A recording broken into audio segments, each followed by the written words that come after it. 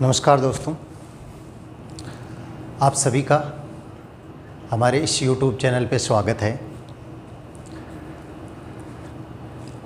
जैसा कि अपने बायोलॉजी की क्लास के अंदर अभी 26वां चैप्टर चल रहा है जिसका नाम है मानव का तंत्रिका तंत्र। अपने जो अध्याय है वो चल रहा है 26वां, जिसका नाम क्या है? मानव का तंत्रिका तंत्र। 26वां चैप्टर चल रहा है जिसका नाम क्या? मानव का तंत्रिका तंत्र। और इस चैप्टर का ये अंतिम वीडियो है, इसमें ये चैप्टर है वो कंप्लीट हो जाएगा। आज का अपना जो टॉपिक है वो है प्रतिवर्ती चाप। प्रतिवर्ती चाप। आज का अपना टॉपिक क्या है? प्रतिवर्ती चाप। मतलब प्रतिवर्ती चाप है वो किस प्रकार से होता है। तो देखो, ये एक मैंने चित्र बनाया है। ये क्या है?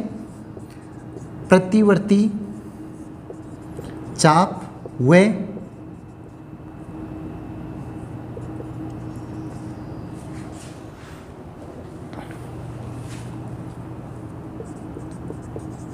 संबंधित अंग। देखो, ये चित्र बनाया हुआ है प्रतिवर्ती चाप का और उससे संबंधित अंग है उनका बनाया हुआ है। तो ये मैंने पहले चित्र इसलिए बनाया है जिससे क्या है कि वीडियो ज़्यादा लंबा ना हो और आप लोग जब वीडियो को देखो तो आप लोग ज़्यादा बोर ना हो। अब देखो, हम अपना टॉपिक स्टार्ट करते हैं आज का। तो आज का अपना टॉपिक क्या है? प्रतिवर्ती चाप। अब प्रतिवर्ती चाप किसे कहेंगे हम? ठीक है, तो प्रतिवर्ती चाप से पहले देखो, इससे पहले हमने एक टॉपिक पढ़ा था प्रतिवर्ती क्रिया। ठीक है, प्रतिवर्ती क्रिया क्या होती है कि जैसे मान लो पैर के अंदर कोई कांटा चुभता है या सुई चुभती है, ठीक है, तो पैर है वो अपने आप खड़ा हो जाता है। तो वो क्या होता है, उसके प्रति जो क्रिया होती है वो क्या होती है? प्रतिवर्ती क्रिया होती है। तो प्रतिवर्ती चाप क्या होगा? प्रतिवर्ती चाप होगा कि प्रतिवर्ती क्रिया के समय आवेग द्वारा तंत्र किया गया पथ। मतलब देखो, कोई भी प्रतिवर्ती क्रिया होती है तो उसके समय जो पथ या रास्ता कौन बनाता है? तंत्रिका कोशिका बनाती है। उस पथ को हम क्या बोलते हैं? प्रतिवर्ती चाप बोलते हैं। ठीक है, तंत्रिका कोशिका के द्वारा प्रतिवर्ती क्रिया के समय बनाया गया पथ या रास्ता प्रतिवर्ती चाप कहलाता है। प्रतिवर्ती चाप की परिभाषा क्या हुई कि तंत्रिका कोशिका के द्वारा प्रतिवर्ती क्रिया के समय बनाया गया पथ या रास्ता क्या कहलाता है? प्रतिवर्ती चाप कहलाता है। अब देखो, ये होता कैसे है? ठीक है, प्रतिवर्ती चाप की क्रिया कैसे होती है? इसके लिए देखो, मान लो कि ये हमारा पैर है, ठीक है, और ये क्या है? मेरुरज्जु, रीढ़ की हड्डी। ठीक है, मेरुरज्जु जो हमने टॉपिक पढ़ा था, तो ये है मेरुरज्जु।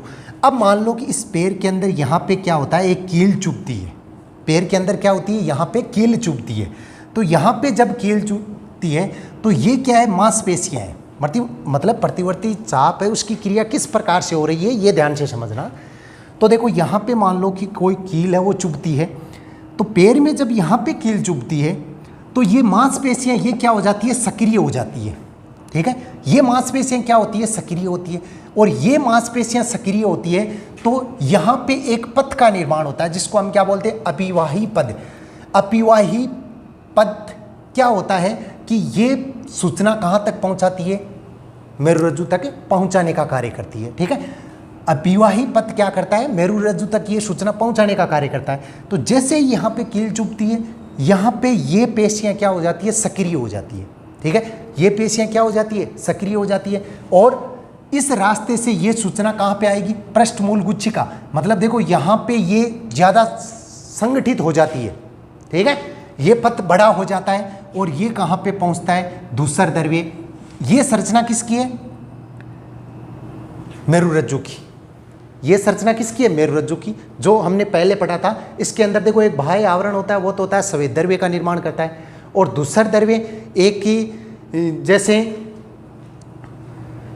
हम ये कहें कि पंखनुमा ये संरचना बनाती है, तितली होती है ना, उसके समान संरचना बनाता है कौन? दूसर द्रव्य। तो ये सूचना कहाँ पे आ जाती है? इस दूसर द्रव्य में पहुँच जाती है। और दूसर द्रव्य में जैसे ही ये सूचना पहुँचती है तो प्रेरक तंतु ये क्या हो जाते हैं? सक्रिय हो जाते हैं प्रेरक तंतु। और किसका निर्माण होता है? अपवाही पथ का निर्माण होता है। दूसरा किसका निर्माण होता है? अपवाही पथ का निर्माण होता है। और इस अपवाही पथ के द्वारा जैसे ये पथ कौन सा बन रहा है, अपवाही पथ बन रहा है, ठीक है। कौन सा पथ बन रहा है, अपवाही पथ बन रहा है। तो इस अपवाही पथ के द्वारा ये वापस सूचना कहां पे आती है, इस पैर के अंदर आती है, जिससे ये पैर क्या हो जाता है, क्रिया करता है। क्रिया करके मतलब जैसे ये ऊपर हो जाता है, ठीक है, प्रतिक्रिया, जैसे ये पैर है ये ऊपर हो जाता है, ठीक है। तो इस कंप्लीट पथ को मतलब देखो यहां से ये पथ प्रारंभ होता है, ये यहां से होता हुआ इस प्रकार यहां पर वापिस आता है, ठीक है। तो ये पूरा पथ क्या कहलाता है, प्रतिवर्ती चाप कहलाता है।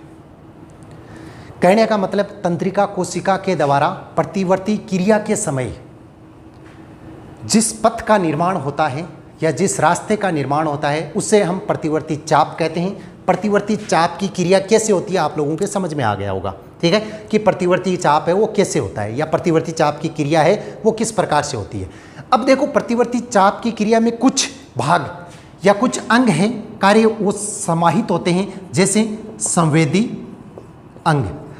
ये क्या करते हैं कि जैसे ही मान लो कि क्रिया या कील चुभती है पैर में, तो ये क्या करते हैं, मेरुरज्जु तक उस सूचना को पहुंचाने का कार्य कौन करेंगे, संवेदी अंग करेंगे। कौन करेंगे, संवेदी अंग करेंगे। उसके पश्चात है संवेदी कोशिकाएं। संवेदी कोशिकाएं, तो जैसे ही संवेदी अंग सक्रिय होंगे तो उसके अंदर जो कोशिकाएं पाई जाती है, जैसे ये पृष्ठमूलीय गुच्छिकाएं का निर्माण होता है, तो ये कोशिकाएं अपने आप क्या हो जाती है, सक्रिय हो जाती है। ये कोशिकाएं अपने आप क्या हो जाती है, सक्रिय हो जाती है, और ये भी अपने आप कार्य करना प्रारंभ कर देती है। उसके पश्चात है मेरुरज्जु की तंत्रिकाएं। 3 नंबर कौन सा होगी, मेरुरज्जु की तंत्रिकाएं। देखो सबसे पहले संवेदी अंग सक्रिय हुई है, ये है मांसपेशियां सक्रिय होगी, तो संवेदी अंग सक्रिय हुई है तो संवेदी कोशिकाएं सक्रिय होगी। उसके पश्चात जो ये मेरुरज्जु है इसके अंदर मान लो जो दूसरा द्रव्य भरा हुआ है, इसमें प्रेरक तंत्रिकाएं होती है, ये क्या हो जाती है, सक्रिय हो जाती है, ठीक है। उसके पश्चात 4 नंबर चालक तंत्रिकाएं। चालक तंत्रिकाएं कैसे होती है कि जैसे ही ये तंत्रिकाएं सक्रिय होती है तो यहाँ पे जो तंत्रिकाएं जिसको वापस पहुंचाना है ये सूचना, वो चालक तंत्रिकाएं भी क्या हो जाती है, सक्रिय हो जाती है। और अंतिम है प्रभावी अंग। प्रभावी अंग, और ये सक्रिय होती है तो ये जो अंग है जो प्रभावित हुआ है, जो ये अंग प्रभावित हुआ है, ये अंग अपने आप क्या हो जाएगा, ऊपर हो जाएगा। ये अंग अपने आप क्या हो जाएगा, ऊपर हो जाएगा, जिससे जैसे पैर के अंदर कील चुभी है तो ये अंग अपने आप ऊपर आ जाता है, ठीक है। तो ये होती है प्रतिवर्ती चाप की क्रिया। अब देखो इसके अंदर अपने को नोट्स कैसे बनाना है, तो ये थोड़ा ध्यान से समझना। नोट्स इसमें किस प्रकार से अपने लोगों को बनाना है, तो इसमें सबसे पहले तो अपने को लिखनी है परिभाषा कि तंत्रिका कोशिका के द्वारा जब प्रतिवर्ती क्रिया होती है तो उसमें जो पथ बनता है या जो रास्ता बनता है उसको हम प्रतिवर्ती चाप बोलते हैं, ठीक है। उसके पश्चात अपने को ये चित्र बनाना है। प्रतिवर्ती चाप की क्रिया निम्न प्रकार से होती है, चित्र बनाने के बाद में लिखना है निम्न प्रकार से। ये 5 भाग लिखे हैं मैंने, संवेदी अंग, संवेदी कोशिका, मेरुरज्जु की तंत्रिका, चालक तंत्रिका और प्रभावी अंग।